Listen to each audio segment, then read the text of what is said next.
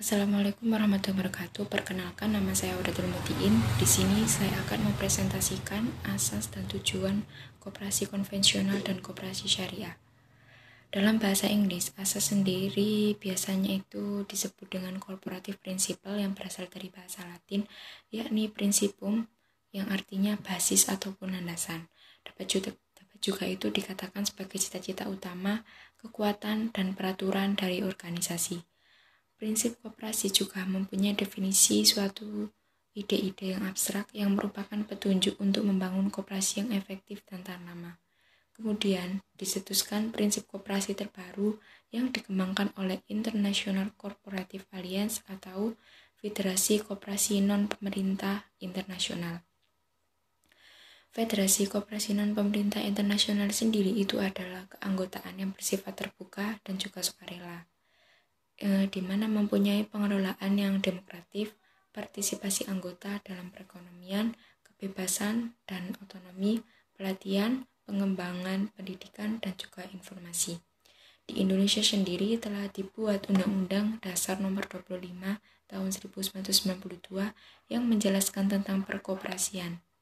Sedangkan dalam Undang-Undang Dasar Nomor 25 Tahun 1992 yang membahas tentang prinsip koperasi itu menjelaskan bahwa keanggotaan bersifat sukarela dan juga terbuka. Pengelolaan dilakukan secara demokrasi, pembagian SHU dilakukan secara adil sesuai dengan jasa usaha masing-masing anggota, pemberian balas jasa yang terbatas terhadap modal kemandirian. Asas koperasi konvensional. Asas dan landasan koperasi pada umumnya terdiri dari 3 hal, yaitu yang pertama, asas dan landasan cita-cita moral, pandangan hidup, serta ideal yang menentukan arah perjalanan koperasi. Kemudian adanya tata tertib dasar yang mengatur falsafah bangsa sebagai jiwa dan cita-cita moral bangsa agar benar-benar dihayati dan diamalkan.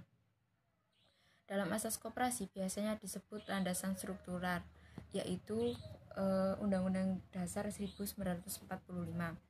Adanya rasa karsa untuk hidup saling tolong-menolong sesama manusia. Jadi dapat disimpulkan bahwa asas dari koperasi konvensional adalah kekeluargaan, yaitu kegiatan koperasi itu harus bertumpu pada pendekatan kekeluargaan sebagai falsafah hidup bangsa Indonesia yang semata-mata tidak hanya memandang kebutuhan materi sebagai tujuan aktivitas ekonominya. Asas koperasi syariah, yaitu diantaranya ada kekayaan itu adalah amanah Allah yang tidak dimiliki oleh siapapun secara mutlak. Manusia diberi bermuamalah selama bersama dengan ketentuan syariah. Manusia juga merupakan khalifah Allah dan pemakmur yang ada di muka bumi ini. Kemudian menjunjung tinggi keadilan serta menolak setiap bentuk ribawi dan pemutusan sumber dana pada segelintir orang atau sekelompok orang. Ribawi yang dimaksud di sini itu adalah segala bentuk distorsi mata uang yang menjadikan komoditas dengan mengenakan tambahan bunga. Karena hal ini itu bisa menyebabkan adanya praktik pemerasan. Kemudian larangan melakukan kegiatan maisir, yaitu segala bentuk judi atau gambling yang dapat mematikan sektor real dan tidak produktif.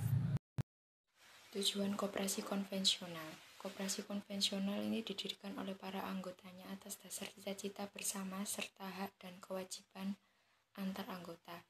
Secara umum, tujuan koperasinya adalah untuk memperjuangkan kepentingan anggotanya dan meningkatkan kesejahteraan ekonominya.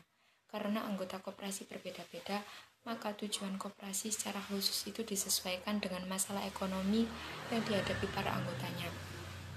Sebagaimana yang diatur dalam pasal 3 Undang-Undang Dasar Nomor 25 Tahun 1992 yang menetapkan bahwa koperasi itu bertujuan untuk memajukan kesejahteraan anggotanya, terutama bagi seluruh masyarakat dan didasarkan pada Pancasila dan Undang-Undang Dasar 1945. Kemudian tujuan dari koperasi syariah. Berdasarkan ayat Al-Quran, koperasi syariah itu memiliki fungsi dan kiprahnya sebagai berikut, yaitu menciptakan potensi dan kemampuan para anggota serta masyarakat dalam rangka untuk menaikkan sosial ekonominya. Kemudian memperkuat sumber daya insani anggota agar lebih amanah, profesional atau fatona, konsisten dan konsekuen atau istiqomah, dengan cara tetap menerapkan prinsip-prinsip ekonomi Islam. Kemudian mewujudkan serta mengembangkan perekonomian nasional yang tetap memperhatikan asas kekeluargaan dan demokrasi ekonomi. Sebagai mediator antara penyandang dana dengan pengguna dana, maka hal tersebut dapat mengoptimalisasi pemanfaatan harta. Kemudian menguatkan kontrol anggota koperasi secara efektif dengan cara menguatkan setiap anggota kelompoknya. Menyebarkan dana, memperluas dan juga memperluas kesempatan kerja. Kemudian yang terakhir menumbuh kembangkan bisnis-bisnis atau usaha produktif anggota. Koperasi konvensional di Indonesia. Pada tahun 1908, Budi Utomo yang didirikan oleh Dr. Sutomo itu memberikan peran untuk gerakan koperasi yang memiliki tujuan untuk memperbaiki kehidupan rakyat. Ide koperasi tersebut kemudian itu dikembangkan oleh Budi Utomo dan Serikat Islam pada tahun 1911. Pada tahun 1927, maka dibentuklah Serikat Dagang Islam yang mempunyai tujuan untuk memperjuangkan kedudukan ekonomi pengusaha-pengusaha pribumi. Kemudian pada tahun 1929 itu kembali mendirikan Partai Nasional Indonesia yang memperjuangkan penyebarluasan semangat koperasi. Sehingga pada tahun 1942 ketika Jepang sedang menduduki Indonesia, hingga pada akhirnya setelah Indonesia merdeka sekitar tanggal 12 Juli 1947, pergerakan koperasi di Indonesia itu mengadakan kongres koperasi yang pertama di Tasikmalaya. Dan saat inilah kemudian ditetapkan sebagai Hari Koperasi Indonesia. Koperasi di Indonesia sendiri itu dipelopori oleh R. Arya Wiraatmaja, yaitu seorang patih dari Purwokerto pada tahun 1896. Kemudian pada tahun itu juga Pamong Prajapati R. Arya Wiraatmaja itu mendirikan bank untuk pegawai negeri atau priai, dan beliau terdorong oleh keinginannya untuk menolong para pegawai yang makin menderita karena mereka banyak yang terjerat oleh lintah darat yang memberikan pinjaman dengan bunga yang tinggi. Kemudian dilanjutkan oleh The Wolf van Westerhout, yaitu seorang asisten residen dari wilayah Purwokerto yang sedang berada di Banyumas. The Wolf ini mengubah bank pertolongan tabungan yang sudah ada menjadi pertolongan, tabungan dan juga pertanian, dan mengubahnya menjadi koperasi, dan kemudian mendirikan lembung-lembung desa untuk koperasi lembung padi. Pada tahun 1942, sejak bala tentara Jepang mendarat di Indonesia, peranan koperasi ini berubah lagi. Hal ini itu dikarenakan karena pada masa itu koperasi itu menjadi indera pendistribusian barang-barang keperluan tentara Jepang. Koperasi-koperasi yang sudah ada kemudian diubah menjadi nama kumiai yang berfungsi menjadi pengumpulan barang untuk perang. Pada masa ini juga koperasi itu mengalami perkembangan dan juga kehancuran. Hal ini itu disebabkan karena ketentuan yang berdasarkan penguasa Jepang. Untuk mendirikan koperasi harus mendapatkan izin dari pemerintah terlebih dahulu, dan umumnya untuk mendapatkan izin tersebut itu sangat sulit. Sedangkan sejak Republik Indonesia memproklamasikan kemerdekaannya pada tanggal 12 Januari 1945 dan sehari setelah UUD 1945 disahkan, semangat baru untuk memajukan koperasi telah muncul. Pada tanggal 12 Juli 1947, gerakan koperasi pertama di Tasikmalaya, Jawa Barat. Salah satu keputusan yang diambil dari beberapa keputusan penting dari konferensi tersebut adalah menetapkan tanggal 12 Juli sebagai Hari Koperasi Nasional. Sejarah koperasi syariah di Indonesia. Pada tahun 1970, bank-bank berbasis syariah mulai berkembang di berbagai negara. Perkembangan bank-bank tersebut juga sampai ke negara Indonesia. Pada awal 1980-an, sejumlah tokoh di Indonesia mengadakan diskusi tentang pilar-pilar ekonomi Islam. Sejumlah tokoh yang hadir dalam diskusi tersebut antara lain itu ada Karnain A. Pertatmaja, M. Dawaman Raharjo, A. M. Saifuddin, M. Amin Aziz, dan beberapa tokoh lainnya. Secara historis, model koperasi berdasarkan nilai-nilai Islam itu telah dirintis oleh Serikat Dagang Islam atau yang biasa disingkat SDI oleh Haji Samanhudi di Solo, Jawa Tengah. Lahirnya koperasi syariah di Indonesia didasarkan pada Surat Keputusan Koperasi dan UKM Syariah Republik Indonesia nomor 91/Kep/MKUKM 10/2014, yaitu pada tanggal 10 September 2014, yang menjelaskan tentang pedoman pelaksanaan syariah kegiatan usaha koperasi jasa keuangan. Pada tanggal 18-20 Agustus 1980, Majelis Ulama Indonesia atau biasa disingkat MUI mengadakan workshop yang membahas tentang bunga bank dan perbankan yang berlangsung di Cisarua, Bogor. Pada tahun 1992, ekonomi syariah di Indonesia mulai berkembang tanpa henti hingga dalam waktu singkat bermunculan. Pada tahun 1992 didirikannya Baitul Mal wa Tamil yang pertama kali diperoleh oleh BMT Bina Insan Kamil. Assalamualaikum warahmatullahi wabarakatuh. Perkenalkan, nama saya Inayah, NIM 168. Di sini saya akan menjelaskan tentang sejarah koperasi syariah di Asia Tenggara. Yang pertama adalah sejarah koperasi syariah di Malaysia. Pada tahun 90-an, sejalan dengan kesadaran masyarakat akan konsep keuangan syariah, maka ada berbagai koperasi yang mengamalkan prinsip Islam, seperti Koperasi Belia Islam Benhad yang dipelopori Angkatan Belia Islam Malaysia, kemudian Koperasi Muslimun pada tahun 1980 dan Koperasi Islah SDN BHD. Kemudian pada tahun 1994, Koperasi Islam ini diciptakan supaya memberikan pilihan kepada anggota koperasi yang beragama Islam untuk pilihan dalam melakukan investasi untuk keuangan mereka. Seingin dengan pertumbuhan koperasi syariah di Malaysia, pemerintah Malaysia melakukan kebijakan koperasi nasional tahun 2002 sampai 2010 yang menekankan manajemen yang baik dan pengembangan sumber daya manusia, kepercayaan konsumen, dan efektivitas tata kelola. Setelah itu, pada Maret 2010, Wakil Perdana Menteri Malaysia meluncurkan satu komunitas program kerjasama untuk meningkatkan kepercayaan masyarakat terhadap pengembangan koperasi. Efek dari kebijakan pemerintah ini adalah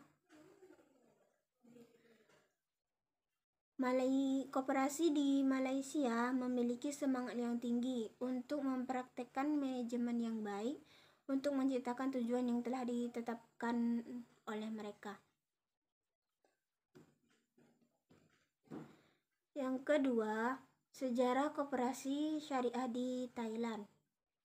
Salah satu koperasi syariah yang ada di Thailand adalah Koperasi Islam Patani Berhad yang didirikan oleh Bapak Dento Mani, anggota parlemen saat itu, yang bekerja sama dengan Majelis Agama Islam Provinsi Patani dan Proyek Provinsi Patani. Kemudian pada tanggal 28 Maret 1987,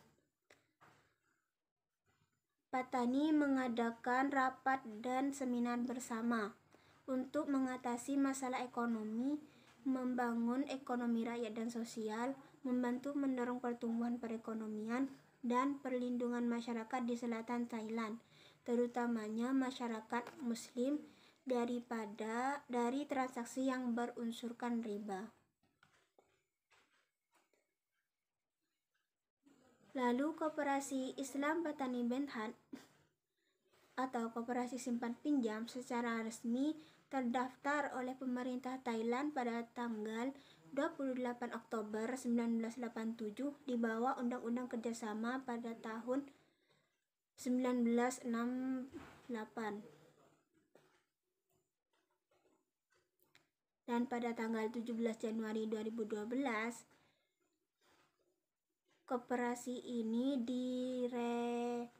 direorganisasikan menjadi Koperasi Islam Patani Berhad atau Koperasi Jasa. Selanjutnya saya akan menjelaskan tentang sejarah koperasi konvensional di Asia Tenggara. Yang pertama adalah sejarah koperasi konvensional di Malaysia. Sejarah mencatat bahwa konsep koperasi pertama kali dimulai pada abad ke-19. Konsep koperasi ini dimulai dari zaman penjajahan Inggris. Mereka itu membuat sistem kerjasama untuk membantu menyelesaikan masalah utang di kalangan masyarakat Melayu.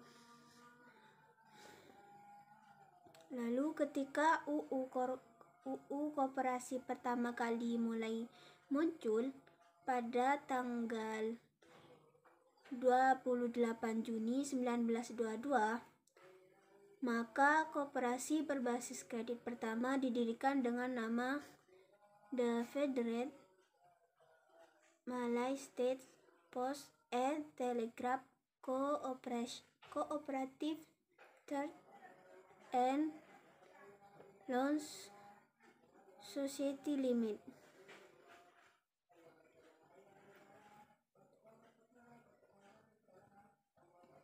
Selama 83 tahun, koperasi berdiri di Malaysia. Gerakan koperasi telah berkembang dengan baik sampai berhenti ketika Jepang menyerbu Melayu. Namun, keadaan tersebut tidak mematahkan semangat koperasi untuk membangun kembali koperasi hingga saat ini. Yang kedua adalah sejarah koperasi konvensional Thailand. Pada tahun 1915 telah dibentuk departemen yang bertanggung jawab atas koperasi. Pada waktu itu, di bawah koordinasi formal Departemen Keuangan, dibentuk seksi kerjasama. Di sini Kementerian Keuangan bertanggung jawab untuk mempersiapkan dan mendorong pembentukan Kementerian Koperasi. Nah, kemudian pada tahun 1963, Departemen Koperasi mengalami beberapa reorganisasi. Misalnya setelah reorganisasi struktur pemerintah, keberadaan pemerintah dihapuskan.